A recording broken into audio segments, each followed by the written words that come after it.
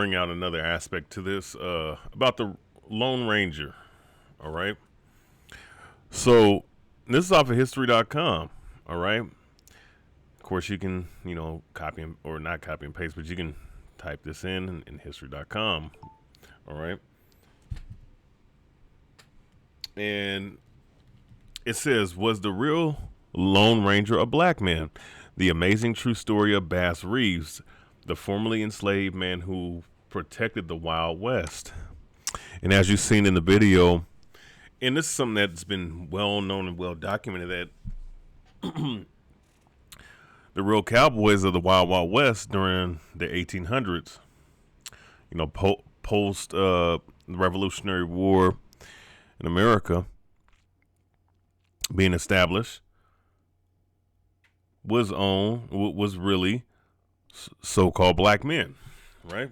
So it says, was the real Lone Ranger a black man? The amazing story of Bass Reeves, the formerly enslaved man who protected the Wild West.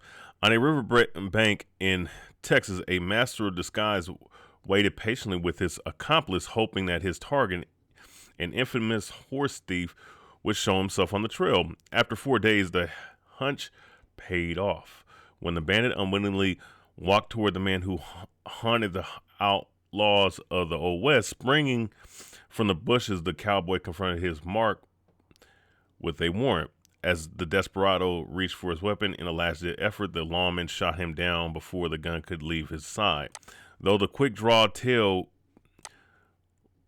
may sound like an adventure of the Lone Ranger, this was no fictional event.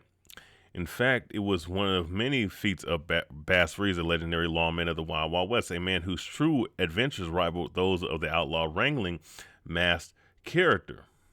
Reeves was a real-life black cowboy who, one historian has proposed, may have inspired the Lone Ranger. All right.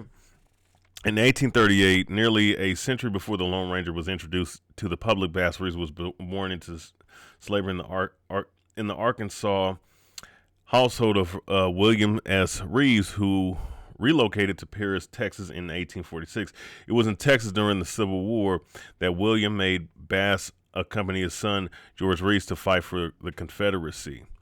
While serving George, Bass escaped the Indian territory under the cover of the night. The Indian territory, known as today as Oklahoma, was a region ruled by 5 Native American tribes: Cherokee, Seminole, Creek, Choctaw, Chickasaw, who were forced from their homelands due to Indian Removal Act of 1830.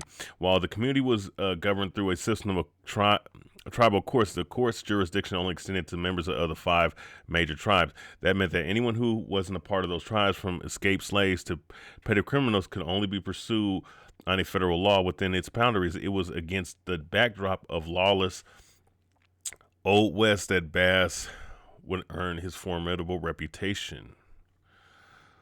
All right. Upon arriving in the Indian territory, Bass learned the landscape, the customs of the Seminole and Creek tribes, even learning to speak their language after the 13th Amendment was passed in 1865, abolishing slavery. Bass, now normally a free man, returned to Arkansas, where he married and went on to have 11 children. This is the brother right here. All right, Bass Reeves. After a decade of freedom, Bass Reeves returned to the Indian Territory when U.S. Marshal James Fagan recruited him to help rein in the criminals that plagued the land. Fagan, under the direction of federal judge Isaac C. Parker, brought in 200 deputy marshals to calm the growing chaos throughout the West. The deputy marshals were tasked with bringing in the countless thieves, murderers, and fugitives who have overturned the expansive 75,000 square mile territory. Able local shooters and trackers were sought out for the position. Bass was one of the few black people recruited. Standing at 6'2", with the proficient shooting skills from his time in the Civil War and his knowledge of the terrain and language, Bass was the perfect man for the challenge. Upon taking the job, he became the first black deputy U.S. Marshal west of the Mississippi. All right. As Deputy Marshal Bass said in his arrest as Deputy Marshal Bass is said to have arrested more than 3,000 people and killed 14 outlaws, all without sustaining a single gun wound, writes biographer Art T. Burton, who first asserted the theory that Bass had inspired the Lone Ranger in his 2006 book, Black Gun, Silver Star, Life and Legend of Frontier Marshal Bass Reeves. At the heart of Burton's argument is the fact that over 32 years as a deputy marshal, Bass found himself in numerous stranger than fiction encounters. Also, many of the fugitives Bass arrested were sent to Detroit House of Corrections in the same city where the Lone Ranger would be introduced to the world on the radio station WXYZ on January 30th, 1933. I'm going to keep reading down. In addition to his wide-ranging repertoire of skills, Bass took a creative approach to his investigations, sometimes distinguishing himself or creating new backstories in order to get the jump on his targets. One shot such plot required Bass to walk nearly 30 miles dressed as a beggar on the run from authorities. When he arrived at the home of his targets, two brothers and their mother invited Bass in and suggested that he stay the night. Bass accepted her offer, and the sons were in handcuffs before sunrise. After restraining the siblings in their sleep, Bass walked them the entire way back to his camp. Much like his silver screen equivalent, Bass was fiercely depicted as his opposition. Widely considered impossible to pay off or shake up, Bass demonstrated a moral compass that would put even Superman to shame. He even went so far to arrest his own son, Benny, for murdering his wife in Bass' arbitrary 1910 edition of the Daily Admiralty. It was reported that Bass had overheard a marshal suggest that another deputy take on the case. Bass stepped in quietly saying, give me the writ. He arrested his son and was sentenced to life in prison. The legendary lawman was eventually removed from his position in 1907 when Oklahoma gained statehood. As a black man, Bass was unable to continue his position as deputy marshal under the new state laws. He died 3 years later after being diagnosed with Bright's disease, but the legend of his work in the Old West would live on. Although there is no concrete evidence that the real legend inspired the creation of the fiction of the most well-known Cowboys, Bass Reeves is the closest real person to resemble the fictional Lone Ranger on the American Western frontier of the 19th century, Burton writes in Black Gun, Silver Star.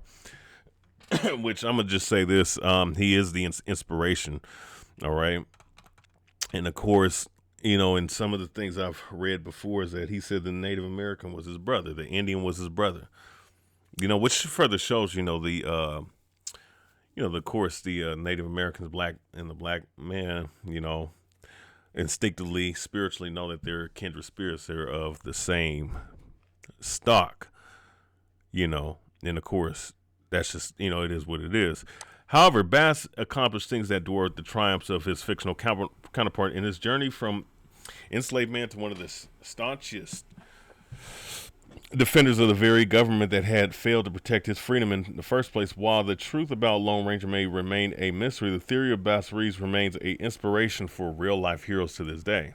So, yeah, I just wanted to bring this out. You know, just as far as going into history and, you know, adding to my historical collection on my page. More to come.